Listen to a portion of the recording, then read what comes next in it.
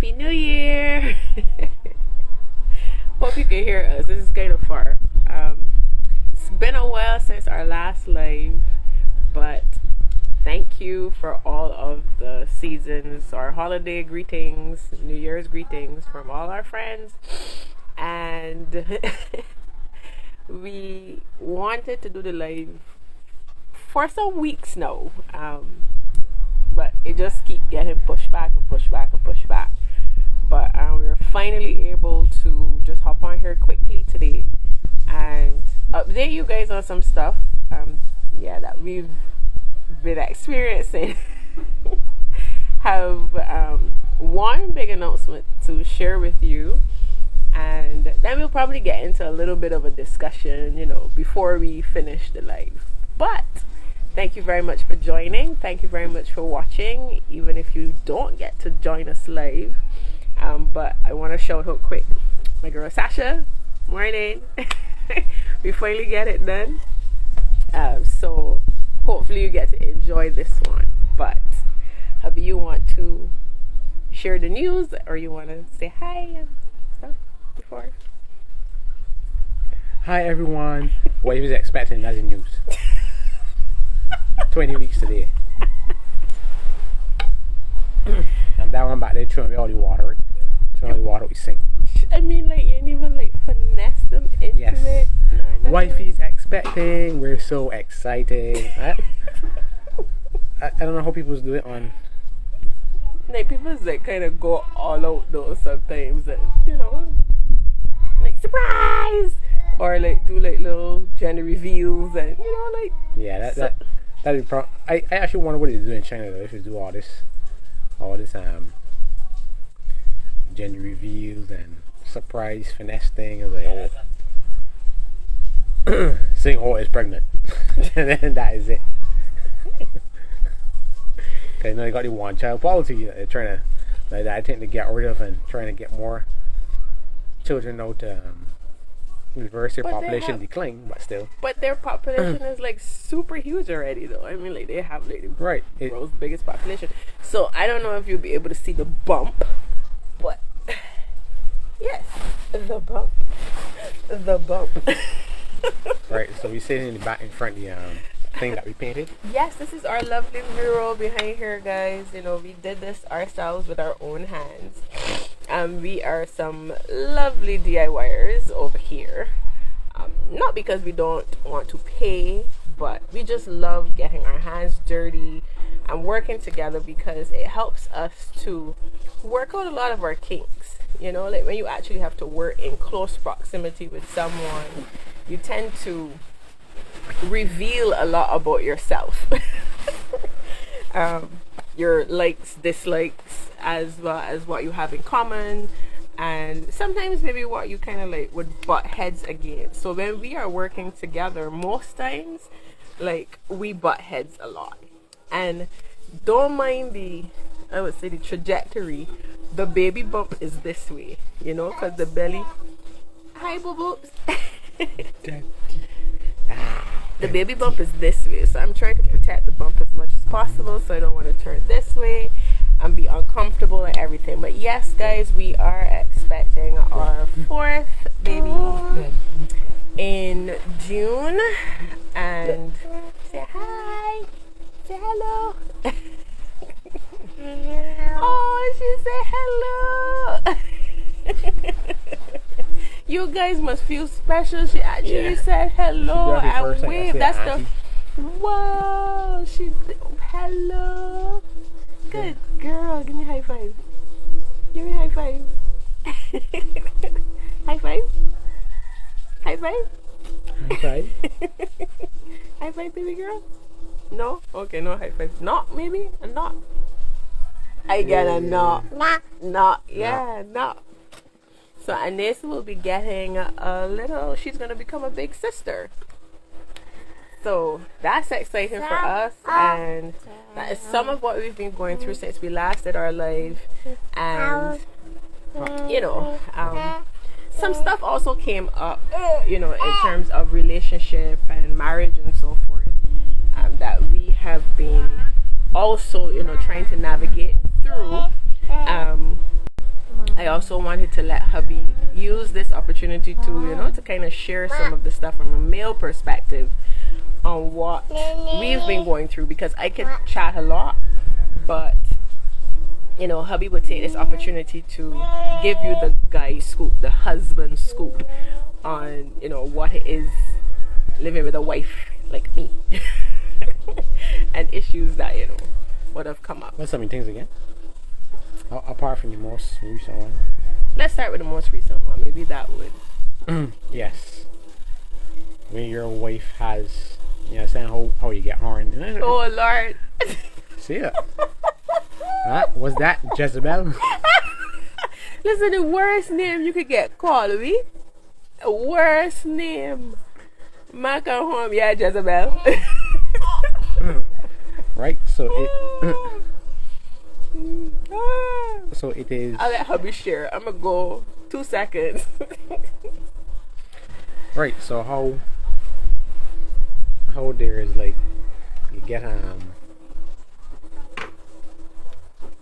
what do I say, horn? Not horn, but when you get horn, they got physical, then they got emotional. But then for my wife now, cause my wife's special, right? She got spiritual horning. So it's like for a good while I was thinking, well, we're not on equal footing spiritually, and trying to fill that gap, or trying to understand how, trying to navigate that, navigate that issue. So then she would have had the revelation that she would have had someone else as the spiritual head above me that she would have turned to for a long period of time, and that was kind of troubling too, as well as annoying, because it is what it is. Or is it something that you can navigate? And she would have, forgive and forget. The Bible says it's to forgive and forget people. Mind you, this existed before yes. I knew him. So it was like something that I didn't know. I didn't think about it. I didn't realize it. It was I was blinded to this thing until recently, where everything just pretty much just came crashing down in my world, that is. And it was pretty difficult to hear. It was pretty difficult to experience and understand and try to unravel. I'm still basically trying to unravel it, because I've never heard about it before.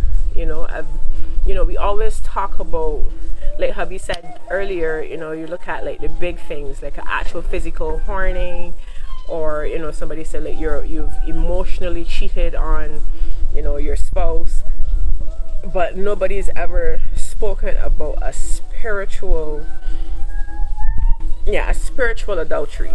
No, I don't know if that's a thing, but we just realized it's a thing.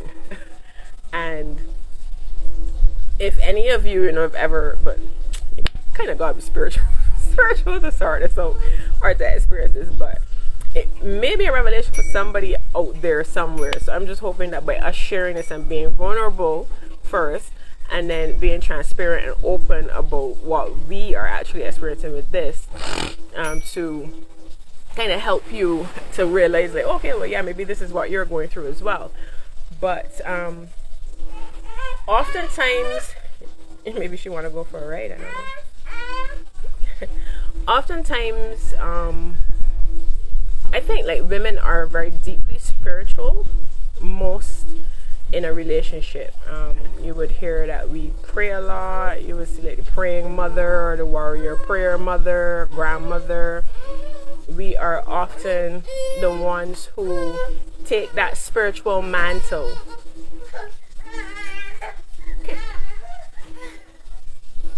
Full tantrum with you guys. She's so dramatic. You guys should see her, yeah? I should put her on camera, but I won't. I ain't gonna shame the little girl like that. I mean, full tantrum. Right. but you don't hear about it. I don't know if pastors or people who are seasoned within religious circles or sects would have experienced something like this, but it's a situation where you're not physically attracted to the person, you're not sexually attracted to the person, you are not wanting to be with the person in any kind of intimate relationship whatsoever, but you look at this person spiritually for covering, for advice, for headship, for guidance, that kind of thing. And you do this as a single person, and then when you get married, especially if this person is a friend, you get married and you don't realize that this person that you had in that particular position, they maintain that particular position of a spiritual head over you, and you didn't release that over to your husband, because your husband is supposed to ultimately be the one to water you spiritually, with the word. You pray together, and he's supposed to basically be your priest. As he follows Christ, you as a wife supposed to follow your husband as he follows Christ, and you follow Christ the same way. It's pretty much based in scripture. So excuse me 1 second, guys.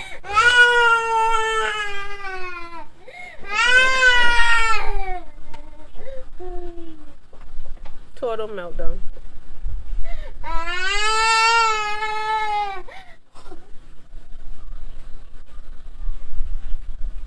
Water. Oh, that's what she cried. So I realized that this was going on with me, that I had someone who was pretty much spiritually like dominating in my household, in my life, and I didn't know that this was an issue. I didn't know this was a problem until my husband and I, we started to talk about it because of an issue that we had, and this issue basically revealed that this is what was going on with me, and it was just based on a comment that he made. So when he made the comment, I was like, well, that's so weird. And the comment that he basically made was that my friend and I, we sound like an old married couple. So that kind of hit me hard. I'm like, my friend and I sound like an old married couple, but it ain't supposed to be nothing like that. This is supposed to be like a friend. This is supposed to be somebody who I could talk to about anything spiritually and whatever. And it's like, old married couple, like, what vibe am I putting out there? What am I portraying for my husband to see in this situation that somehow, he's looking at my friend and I as being a couple, an old married couple at that. I'm married to my husband, not that other person. So as he said that, it kind of stewed inside of me, and I prayed about it and I talked to God about it, and I was like, what? It just kind of like sent off like a light bulb in my head, like, what is going on here? No, I thought I was hurting and this thing was happening and I couldn't understand it, and I'm trying to work it out. And then he makes this comment, and I'm like, you know what? And then it was revealed to me that I held this person as my priest instead of my husband.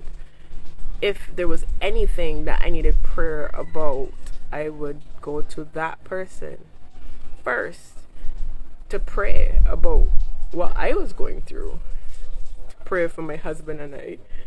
And somehow I just couldn't think like, oh, will you call your husband and your husband will pray for you about something? That isn't how it's supposed to be. So after making this confession, after this revelation, and we actually talking about it, and I'm being completely honest with my husband about all the feelings that I'm having and the emotions and everything, and like the truth, the reality of what it is, me being blunt, I realized that, I was in the wrong, and I was needing to turn and correct this thing so that we would be on the same spiritual footing. So I would stop judging my husband spiritually. So I would actually like allow him to grow. And as he grows, then I too will grow. And we will grow together spiritually as God would intend it. Now I know Missy kind of like cut off hubby here from sharing his point. But that was pretty much what it was for me. My revelation was that, I had a different spiritual person covering me instead of my husband. And my advice to anybody out there, especially if you're, child of God, analyze this carefully. Like, who are you allowing to speak into your life? And what level of authority have you given that person? And if it's greater than your husband, if you're a wife, I don't think that that's how God intended it. You can prove me wrong. You can bring some scriptures and stuff like that. But based on what I experienced and what God would have revealed to me, like, I was in the wrong for doing that. He put this in place for a reason. He put husband and wife together for a reason, the way that he did it. And he gave specific instructions for that union for a reason, and it is to keep us balanced, healthy, and also to provide guidance and direction for kids who will come out of that union. You want me to come? So over to hubby again.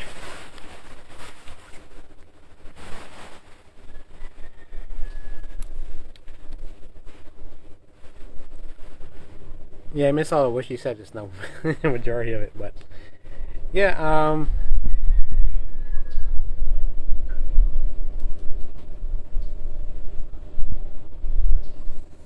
guess when it's something you notice, you have to, ask questions about it and address it, and then move forward.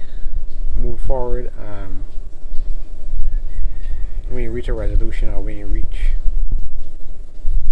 open communication with everybody, so that you know what to do going forward. Because I think that it was still kind of,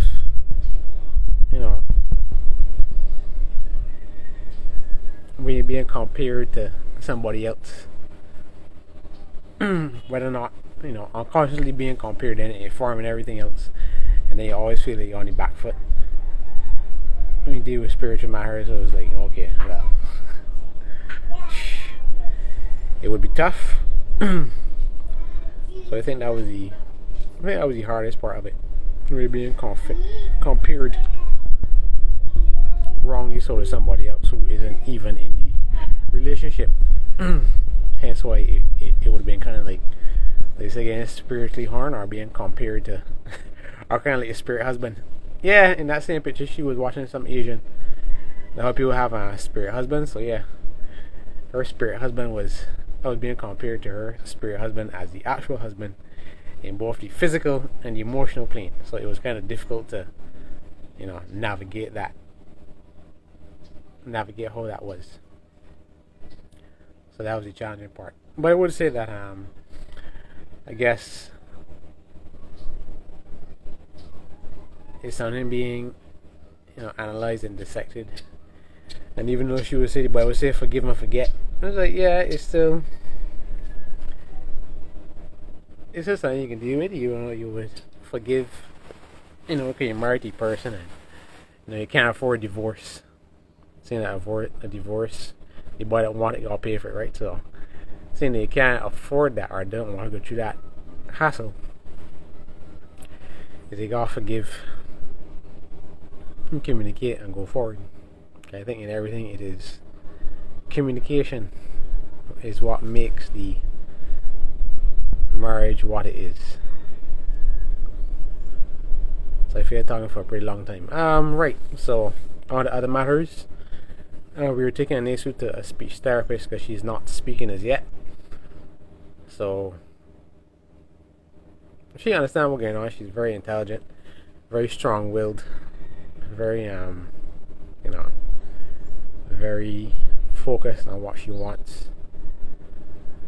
So I guess it's a case where we would, monitor it and try to encourage her to speak. I am thinking full well that when she goes into daycare, that when you see the other children talking and babbling and whatnot and using the words to get what they want, hopefully she would fall in line. Hopefully the people at daycare would help us to reinforce, the words that she wants, or the words that she wants to say. But I guess that is the next chapter for her. Also trying to potty train her as well. It's kind of interesting to see that she doesn't use words, or she doesn't speak like that. So it's kind of interesting to, communicate that way and try to find out from her. Well, you want to use potty, you don't want to use potty, as opposed to just peeing or relieving herself when she's sitting down. See, I'm pretty sure that Livy Hoyt heard that crunch in wherever she living, probably in St. Lucie, right? You see what it got you in? How you have my head do? How your head and shame eat? I ain't and all that. I How your face and eat? ain't shit. Right, so I just wrap up I guess what I thought. So I guess when you review the live, you will see how I felt about your spirit husband, like you're watching your Asian, right? How I felt about that. Then what Nancy when she went to speech therapist. Oh yeah. And whatnot. Yeah.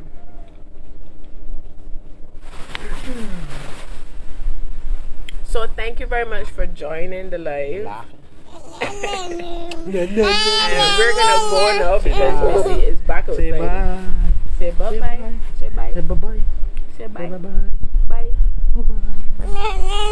She just came from my apple. So we will hopefully do another live on either Wednesday or Sunday, because we know that this is just like, we just wanted to let you guys know that we're getting number 4 and share that good news and say Happy New Year and all that today. Good stuff, and taking advantage of the fact that hubby is at home today. So yeah, we don't have all the kids here to kind of bug us. It's just her. Thank you. Her force feeding. Which I'm very, very grateful. And I just want to say on camera how much I love and appreciate my husband. I am grateful for his patience. He literally showers me with grace. He showers me with grace and patience beyond measure. I am truly blessed to have a husband like him. And I pray that some of you single ladies out there would find a husband, or allow a husband to find you as a wife, where you are prepared and you can enjoy marriage, because marriage is something to be enjoyed. It's an experience. It's filled with ups and downs, but through every challenge, you have someone that you can trust. You have someone that wants the best for you. You can be vulnerable with this person, and you want to be able to go deep with this person, because you're going to be experiencing some awful things over time, so yeah, you rip it off. So thank you very much for watching, and we will see you in the next live. Bye.